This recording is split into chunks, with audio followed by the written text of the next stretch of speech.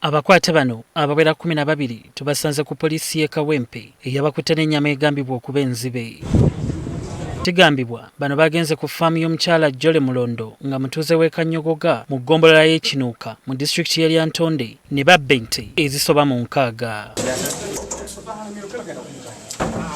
Kigambibwa nti bano olwabba ente zino ne bazitematema ne baziteeka mu mmotoka zaabwe era nazo zisangiddwa ku poliisi y'e Kawempe nga ziboyeddwa. Bulenga balina firiji baterekera ennyama eno ne bakola sausage naye ng'ennyama balinamu sausage ez'enkoko ez'embizzi n'ez'ente zonna nga bazitereka mu firiji eno. Paul Kayongo mutabani wa Mulondo agamba beekengera okubula kw'ente zaabwe mu faamu wabula olwakwata abalala babadde bazirunda ne bakizuula nti beekobaana n'abantu bano okubabbira ente. Anti waffe yasooka kulowooza nti zaalyana mu Kaga naye abakugu bwe bajja okuva e Kampala ne bazuula nti zaali ente 18 nga bakutte n'abalaalo abaliisa.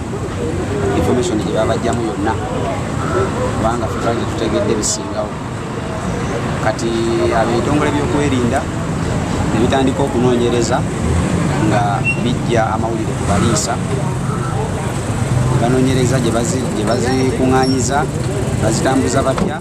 Ennyama y'ente enzibe ebadde etuukira mu bitundu by'e Bulenga awali butcha wabadde basinzira okugitunda mu bitundu bya Kampala eby'enjawulo. Bwe baba babadde balina ente ezibbibwa zenga ssente bwe badde sirina kyekimanyi banzi kyemmanyi nti ebiwandiiko babirina ebibakkiriza okukola omulimu ogwo kubanga ne baddiso basiibawo ate nga ne layisinsi bagirina. Poliisi egamba okunoonyereza ku bubbi buno bukyagenda mu maaso okuzza n'abantu abalala be babadde bakola nabo mu mulimu guno. Babadde Kawempe naye kati tugenda kubaweereza eri Lyantonde erina fayiri yaabwe bagenda okubatwala mu mbuga z'amateeka eyo. Ffe badde tukola bukozi ebyaffe byakola ekikwekweto okubakwata. Mu bubaka bwe obumalako omwaka 2024 omukulembeze w'eggwanga naye yalaga obwennyamivu olw'obubbi bw'ente obusukkiridde ekyamuwaliriza n'okuggyawo akakalu ka poliisi okusobola okubutuula ku nfette. This personnel that gives a police bond to a village thief when the case is ready for trial will be held fully accountable.